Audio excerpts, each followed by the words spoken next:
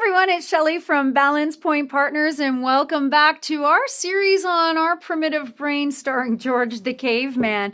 If you've been following along, you see that George has his quirks and interesting traits that he brings to the boardroom.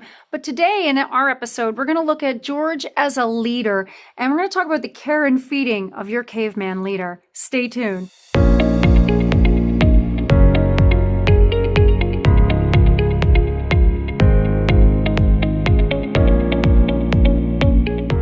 Chris, welcome back. This has been an interesting series on our primitive brain, and it was very interesting to meet your friend, George, your resident caveman.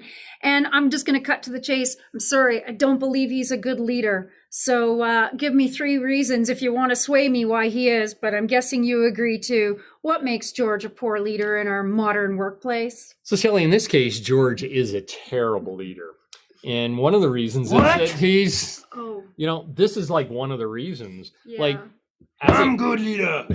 I protect tribe, everything. Well, that is true. That's true. Are you going to fight him for it? Absolutely not. Do you want the position? No. I don't want it. No, thank you. So, Shelley. Shape up. Thank you, George. Whoa. Do you have a leader like that? Some people do. So the number one reason that George is a poor leader is exactly that. As a tribe, over the last 100,000 years, we've survived because we put the big, confident, aggressive people in charge. But you know what? In our current environments, the largest, most aggressive, most confident, physically or from a personality standpoint, tend to also be the ones that consistently make poor decisions. So our tribal instincts tell us to do one thing, but the current requirements of a complex world require an entirely different approach to leading and problem solving. So I can see why we elect big leaders, or, why corporations succession plan with, big personalities. Why else is George not such a great leader? So do you remember the power bias? I do remember Mr. Power Bias. Yes. So the power bias simply says that the individual with the greatest physical or power presence tends to have a very significant impact on what we say and do. And so when you have a very, very aggressive individual like George, we actually can't think about anything other than the fact that he's aggressive, we're at risk, and we're going to do what he says. So the power bias is pernicious when we put into place very, very large personalities, very, very large people who are also very aggressive and are overly confident. That's a great point. And third reason why George is just not a good leader. So the third reason that George isn't a good leader is very much about us. As a tribe, we hate uncertainty. We just have a heck of a time holding 2 different kinds of thoughts, and when a George comes into our tribe or into our corporation or into our organization, we go, wow, they're confident, they're big, they know what they're doing. And it makes our heads feel better. We don't experience that uncertainty. We go, that's just got to work because look at how confident they are.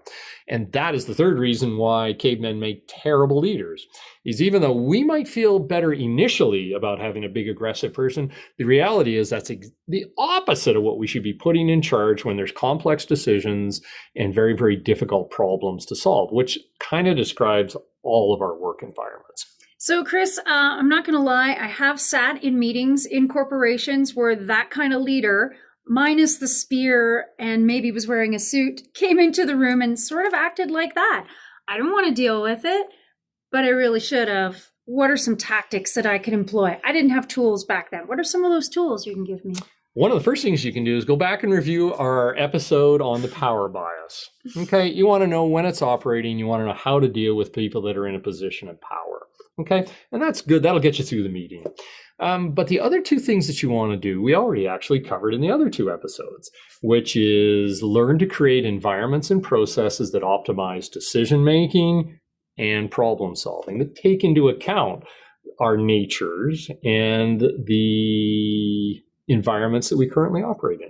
Excellent. So rapid fire, 3 big takeaways from this episode. Okay, so your 3 takeaways: tribal rules lead to putting the wrong people in charge. Number 2, big, confident individuals tend to end up in charge, and they're also the typically very dangerous and often terrible problem solvers. They're the wrong people to put in charge. And the third thing is uncertainty also tends us to give power to individuals that we should not be giving power to. Absolutely. Well, Chris, this has been great because it really makes me think that I should go back and review our power bias and our series on courage, because I think all of these play into negotiating the caveman or woman who has a leadership role in your organization. George certainly has provided a lot of interesting fodder for these episodes. Yes. Tune in next time because we're going to talk about how to deal with managing the George in your cave. Or office, as the case may be. Right. I'm Shelley. I'm Chris. Take care of your cave person. Till next time.